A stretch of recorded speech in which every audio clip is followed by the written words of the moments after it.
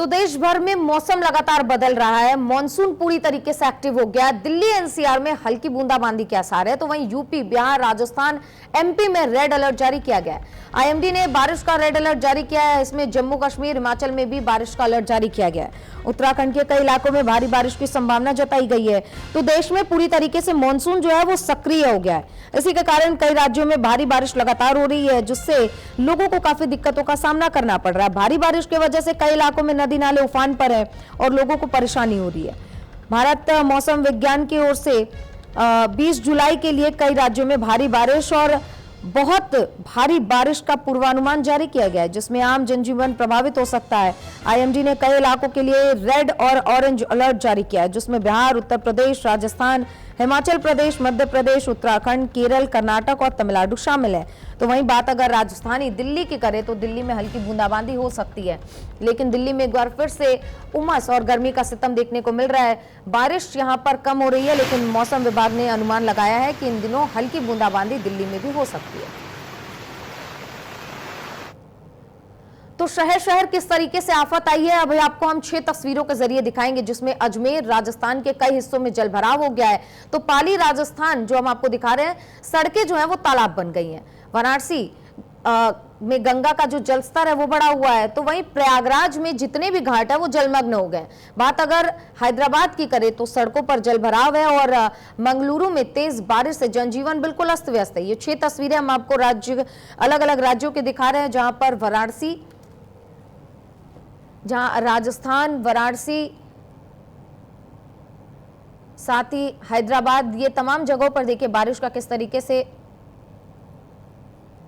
तो अजमेर की एक तस्वीर आप पहली देख रहे हैं, दूसरी तस्वीर भी पाली से देख रहे हैं, जहां पर बारिश का लगातार सितम चल रहा है। और देखिए किस तरीके से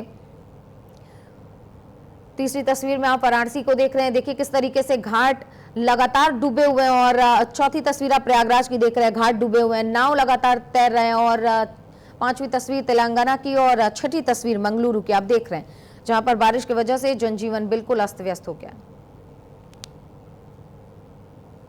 तो हमारे साथ हिमांशु जुड़ गए हैं और साथ ही जीवन जुड़ गए हैं शिमला से। जीवन, पहले आपसे अपडेट लेना चाहेंगे, हिमाचल में रेड अलर्ट जारी किया गया बारिश को लेकर। आईएमडी ने हिमाचल के किन किन जिलों के लिए अलर्ट जारी किया है और क्या कुछ चेतावनी जारी की गई है? जी सुचित्रा, रेड अलर्ट तो नहीं है, ऑरेंज अलर्ट जारी किया गया है आईएमडी शिमला द्वारा। और वो इलाके हैं 10 जिला, कुल्लू, हमीरपुर, सोलन, सिरमौर, यूं कहूं कि प्रदेश के जो किनारा और लाहौल स्पीति है, इनको छोड़ के जो 10 जिले हैं चित्रा, वहां पर ऑरेंज अलर्ट आईएमडी ने जारी किया है। और आज रात से 24 जुलाई तक ये जो क्रम है भारी बारिश का, मूसलाधार बारिश का, वो जारी रहेगा। लोगों को सचेत रहने के लिए कहा गया है। येलो अलर्ट की बात करूं तो वो जो ऊपरी जिले हैं, जो मैं करूंगा जो पर्वतीय जो जिले हैं, उनको छोड़ के जो मैदानी इलाके हैं जैसे उन्ना, हमीरपुर, बिलासपुर, कांगड़ा, यहाँ पर भी येलो अलर्ट बारिश का, भारी बारिश का जारी किया गया है। जी हिमांशु से उत्तराखंड का अपडेट ले लेते हैं। हिमांशु, उत्तराखंड में क्या अलर्ट जारी किया गया है और प्रशासन ने क्या चेतावनी जारी की है?